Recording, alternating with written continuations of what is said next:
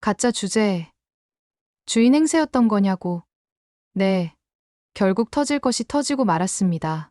지은호가 평생을 지켜온 세계가 가장 믿었던 동생의 손에 의해 산산조각 났는데요. 내가 후벼 판 상처, 밤새 약 발라준 게 나라고. 넌 그냥 지켜보기만 했잖아. 한 여자를 지키려는 두 남자의 절박함은 결국 서로를 향한 상처로 번지고 맙니다. 어떤 악독한 기업이 내 아버님 회사를 집어삼켰거든. 그리고 가장 완벽한 타이밍에 나타난 구원자. 하지만 그녀의 위로는 세상에서 가장 잔인한 함정의 시작이었습니다. 마침내 열려버린 33년 전의 진실. 아버지를 무너뜨린 원수가 내가 사랑하는 여자의 친어머니라는 잔인한 사실과 마주하게 된 이지혁.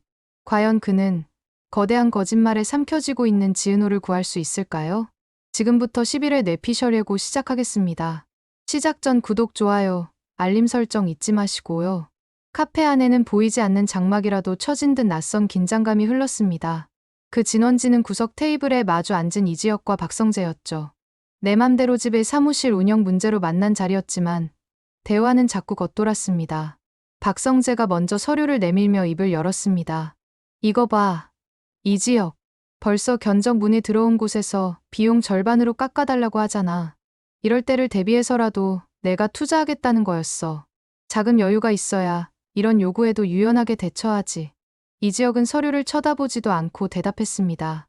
그래서 헐값에 우리 기술 팔아넘기자고. 시작부터 그렇게 저자세로 나가면 앞으로 계속 끌려다니게 돼. 내 방식대로 할 거야.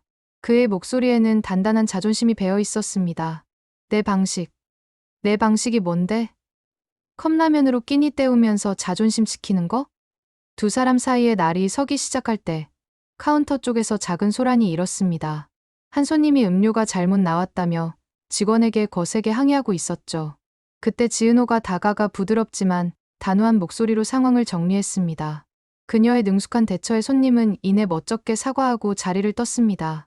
그 모습을 넋놓고 보던 박성재가 나지막이 말했습니다. 은호는 늘 저랬어. 어떤 엉망인 상황에서도 결국엔 자기가 다 정리하지. 그 말에 이지혁의 표정이 씁쓸해졌습니다. 자신 또한 그녀에게 정리해야 할 엉망인 상황 중 하나였음을 알기 때문이었습니다. 바로 그 순간 카페 문이 거칠게 열리며 술 냄새를 풍기는 지강호가 들어섰습니다. 그의 헝클어진 머리와 충혈된 눈은 그가 밤새 술을 마셨다는 걸 보여주었죠. 그는 비틀거리면서도 정확히 카운터를 향해 걸어왔습니다. 그의 눈에는 세상에 대한 원망과 자신에 대한 연민만이 가득했습니다. 강호야, 여기서 이러지 말고 집에 가서 얘기해. 지은호가 그를 진정시키려 했지만 지강호는 그 손을 뿌리쳤습니다. 집. 거기가 내 집이야? 남의 자식 들여놓고 내 집 행세하는 곳이? 그는 품속에서 구겨진 서류 뭉치를 꺼내 카운터 위로 집어 던졌습니다. 이거 봐. 진짜 아니잖아. 친동생도 아닌 나한테 그렇게 갑질했냐고. 내가 사고 칠 때마다 돈으로 막아주면서 그게 누나 노릇이 아니라 주인 행세였던 거냐고. 가짜 주제에 지강호의 고함은 카페 전체를 울렸습니다. 주변에서 수군거리는 소리와 함께 누군가 핸드폰을 들어 이 광경을 찍기 시작했습니다. 지은호의 세상은 그대로 멈췄습니다. 그때 이지혁과 박성재가 동시에 달려와 지강호의 양팔을 붙잡았습니다. 너 지금 여기서 뭐 하는 짓이야? 이지혁이 분노를 참지 못하고 소리치며 박성재와 함께 이성을 잃은 지강호를 거칠게 카페 밖으로 끌고 나갔습니다. 카페 밖으로 질질 끌려 나온 지강호는 두 남자의 손을 뿌리치려 발버둥치며 악을 썼습니다. 당신들은 뭐야? 내가 지은호 생각을 왜 해? 그 말을 끝으로 지강호는 두 사람에게서 겨우 벗어나 비틀거리며 사라졌습니다. 하지만 이미 엎질러진 물이었죠. 카페 안은 싸늘한 침묵에 휩싸였고 모든 시선이 지은호에게 향했습니다. 그 시선들이 마치 수백 개의 바늘이 되어 온몸을 찌르는 것 같았습니다. 지은호는 천천히 허리에 묶었던 매니저의 앞치마를 풀었습니다. 그리고 그것을 바닥에 떨어뜨린 채 영혼이 빠져나간 사람처럼 아무 말 없이 카페 문을 향해 걸어 나갔습니다. 지은호가 사라진 거리를 망연히 보던 두 남자는 서로를 향해 섰습니다. 이지혁이 먼저 으르렁거렸습니다. 봤어? 저 자식. 은호한테 어떻게 하는지. 넌 친구라면서 저런 놈 하나 제대로 관리 못한 거야? 관리? 내가 걔 엄마야, 아빠야. 그럼 넌 전 남자친구라는 놈이 사업하자고 끌어들여서 이 사달을 나게 만들어?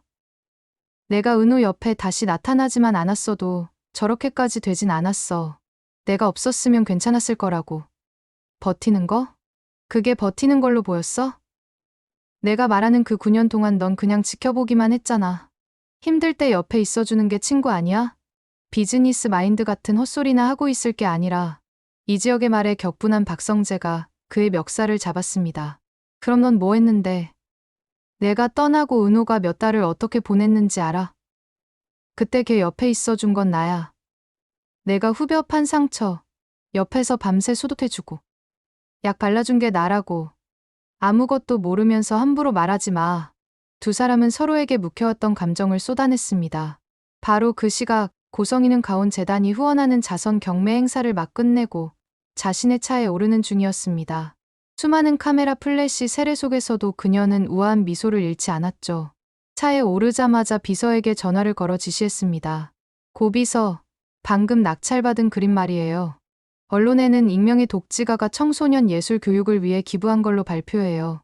소란스러운 건 딱 질색이라. 전화를 끄는 그녀의 얼굴 위로 가면처럼 쓰여있던 자비로운 미소가 순식간에 사라졌습니다.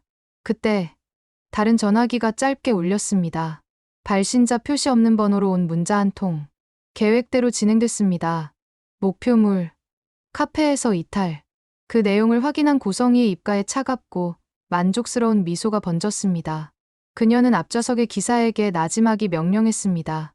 기사님, 방향 돌리죠. 한강 쪽으로.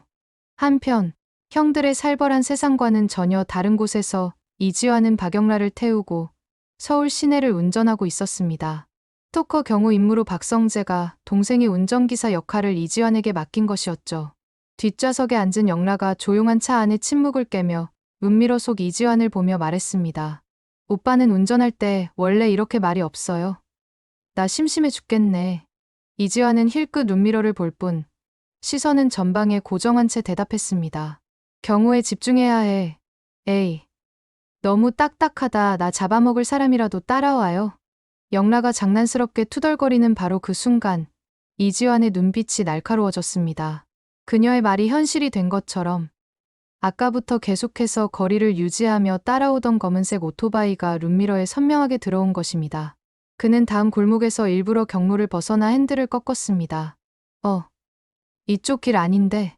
영라가 의아한 듯 묻자 이지환은 앞만 본 채 침착하게 대답했습니다. 교통체증이 심해서 이쪽이 더 빨라. 그의 단단한 목소리에 영라는 고개를 끄덕였지만 이지환의 등 뒤로 그의 손이 운전대를 꽉 쥐고 있었습니다. 그날 밤 몸도 못 가눌 정도로 취한 지강호가 비틀거리며 집에 들어섰을 때 그를 기다리고 있던 것은 어머니의 차가운 분노였습니다. 어머니는 아들의 뺨을 세차게 때렸습니다. 내가 어떻게 내 누나한테, 걔가 우리 가족을 위해서 어떻게 살았는데 내가 어떻게 그래. 울분에 찬 어머니의 외침에 지강호는 적반하장으로 소리쳤습니다. 내 누나 아니잖아. 그리고 왜 나한테만 그래. 어차피 걔 때문에 아버지가 돌아가신 거 아니야? 걔만 우리 집에 안 왔어도. 그 충격적인 말에 어머니는 그 자리에 주저앉아 오열하고 말았습니다. 같은 시각 정처 없이 걷던 지은호는 결국 한강변에 주저앉았습니다. 나는 누구지? 머릿속에서 수만 가지 질문이 떠올랐습니다. 사랑받았던 순간들마저 모두 거짓이었을지도 모른다는 생각에 심장이 아려왔습니다. 그때 계획된 우연처럼 고성이가 나타났습니다. 그녀는 아무것도 묻지 않고 자신의 겉옷을 벗어 지은호의 어깨에 덮어주었습니다. 힘들 땐 아무 말도 안 해도 돼. 그냥 울고 싶으면 울어요. 가장 듣고 싶었던 그 한마디에 지은호는 결국 아이처럼 통곡하기 시작했습니다. 한참을 울어 지쳐버린 지은호를 고성이는 자신의 차에 태웠습니다. 하지만 그녀가 향한 곳은 바로 도심의 한적한 곳에 위치한 그녀의 가족들은 아무도 모르는 그녀만의 비밀스러운 개인 아뜰리에였습니다. 예술품과 고급 가구로 채워진 그곳에서 고성이는 지은호에게 따뜻한 차를 건네며 아주 교묘하게 준비해둔 다음 미끼를 던졌습니다. 지 실장 아버님 회사, 원래 우리 남편 회사랑도 거래가 좀 있었어. 참 좋은 분이었는데 마지막에 투자금 때문에 고생하실 때 내가 좀 도와드리려고 했는데 한 발 늦었지 뭐야. 어떤 악독한 기업이 선수 쳐서 헐값에 회사를 집어삼켰거든. 고성이는 안타까운 연기를 펼치며 쐐기를 박았습니다. 지 실장을 키워준 어머니, 그분도 참 대단하시네. 친자식도 아닌데 그 고생을 다 하고, 보통 마음으로는 힘든 일인데 혹시라도 서운하게 한 적은 없었고?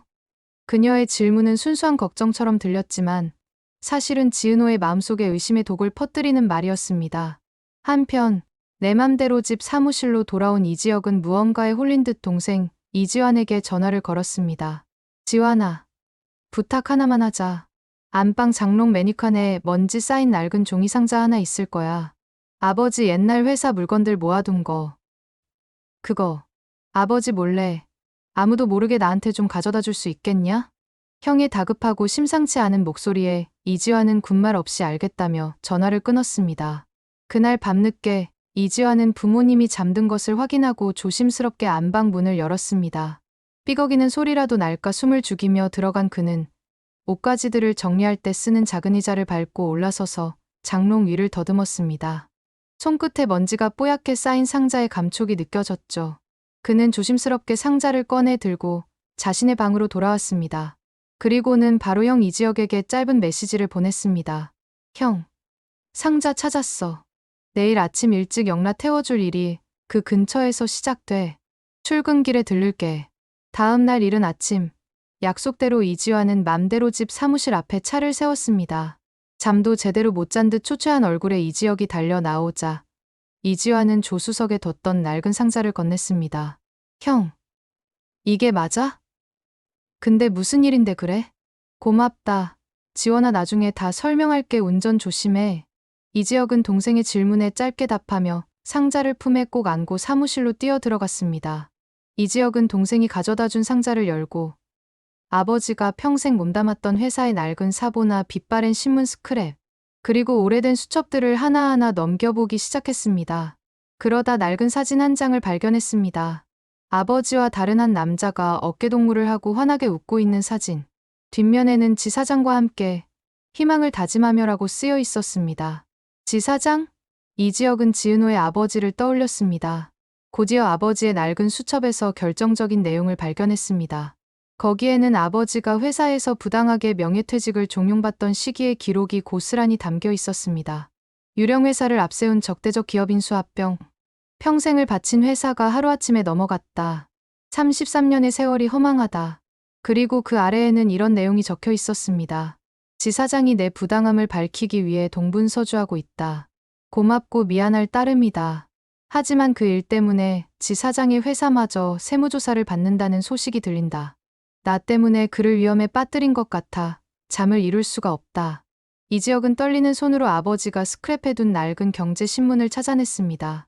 아버지의 회사를 인수했던 유령회사의 이름, 그리고 몇 달 뒤 지은호 아버지의 건설사가 부도났다는 기사. 모든 조각이 하나의 그림으로 맞춰지고 있었습니다. 그는 마지막으로 그 유령회사의 실소유주를 추적한 탐사보도 기사의 한 구절에서 모든 것을 확인했습니다. 그 이름은 바로 고성희. 지은호의 생모이자 아버지의 33년 직장 생활을 종이장처럼 구겨버리고 그를 도우려 했던 친구마저 파산시킨 장본인. 이지혁은 온몸에 피가 차갑게 식는 것을 느꼈습니다. 이것은 단순한 악연이 아니었습니다. 이지혁은 떨리는 손으로 지은호에게 전화를 걸었습니다. 하지만 그녀의 핸드폰은 꺼져 있었습니다. 이미 지은호는 고성이라는 거미의 줄에 단단히 붙들린 후였습니다. 11회는 자선 행사의 주인공이었던 고성이의 자비로운 얼굴과 두 아버지의 비극적인 우정과 모든 진실을 알고 절망하는 이지혁의 얼굴을 교차로 보여주며 시청자들의 심장을 철렁하게 만들면서 끝이 날 것 같습니다. 지금까지 영상이 재미있으셨다면 구독, 좋아요, 알림 설정까지 부탁드려요. 영상 제작에 큰 힘이 됩니다.